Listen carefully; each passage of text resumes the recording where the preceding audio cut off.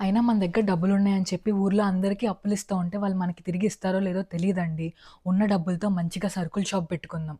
మన ఇంటి నుంచి 10 కిలోమీటర్ల దూరం వరకు సరుకుల షాపే లేదు. బాగా నడిచిద్ది. డబ్బుల సంగతి నీకెందుకే? బయట బాబేడుస్తున్నట్టున్నాడు. ఎళ్లి అదేంటో చూడు పో.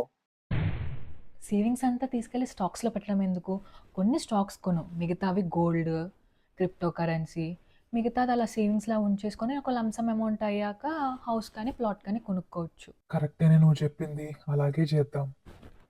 ఏవండి ఇవాళ వంట చేసేసరికి లేట్ అయిపోయిందండి.